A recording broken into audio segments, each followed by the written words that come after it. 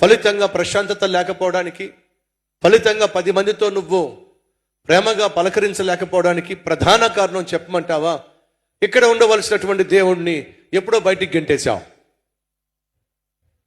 ఇక్కడ ఉండవలసిన దేవుడు ఇక్కడ లేడో. ఎక్కడో ఉన్న సైతాన్ గాడు వచ్చి ఇప్పుడు నీ శరీరంలో, నీ హృదయంలో పరిపాలన చేస్తున్నాడు. ఇక్కడ సైతాన్ ఉన్నట్లయితే నీ కళ్ళల్లో కామం ఉంటుంది, నీ తలంపుల్లో పాపం ఉంటుంది, నీ దేహంలో అపవిత్రత ఉంటుంది, నీ మాటల్లో బూతులు ఉంటాయి. ఎందుకంటే సైతాను గాడు, పాపిష్టివాడు, వాడే నీ ఇంట్లోకి వస్తే నిన్నంతా కూడా పాపంతో నింపేస్తాడు. అడుగుతున్నా, పరిశుద్ధుడైనటువంటి దేవుడు ఉన్నాడా నీ హృదయంలో? పాపిష్టుడైనటువంటి సైతాను ఉన్నాడా? ఇది మనం సెటిల్ చేసుకోవాలి.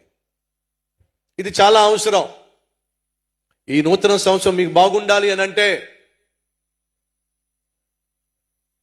బహు అద్భుతమైనటువంటి దేవుడు నీ హృదయంలో ఉండాలి. ఉన్నాడా? లేకపోతే ఈరోజు జాగ్రత్త పడదాం. ఈ హృదయాన్ని కాపాడుకోవాలి. ఎవడు పడితే వాడు రావడానికి వీల్లేదు. ఏది పడితే అది ఇక్కడ ఉండడానికి వీల్లేదు. క్రిస్మస్ సీజన్లో అక్కడక్కడ ఈ విషయం చెప్పా, గతంలో కూడా చెప్పా. ఒక అమ్మాయి బైబిల్ని తన గుండెల మీద ఇలా పెట్టుకొని ట్రైన్లో కూర్చుని ప్రయాణం చేస్తుంది. నా కర్మగాలి అదే ట్రైన్లో నేను ప్రయాణం చేస్తున్నాను. ఎందుకు ఆ మాట నాకు చెప్తా? ఆ అమ్మాయి బైబిల్ ఇలా పెట్టుకొని ఇలా ప్రార్థన చేసుకుంటుంది. అది చూసా, బహు సంతోషం అనిపించింది. కాసేపు అయిన తర్వాత బైబిల్ తెరిచి చక్కగా చదువుకుంటుంది.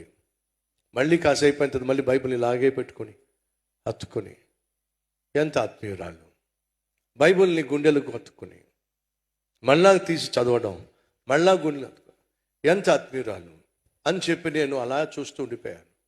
కాసేపు అయిన తర్వాత మళ్ళా ఇలా హత్తుకొని మళ్ళా ఇలా బైబిల్ తెరిచేసరికి ఆ బైబిల్లో నుంచి ఒక ఫోటో కింద పడింది. ఏం బయటపడింది? ఫోటో బయటపడింది. ఎవడిది? పనికిమాలోడిది.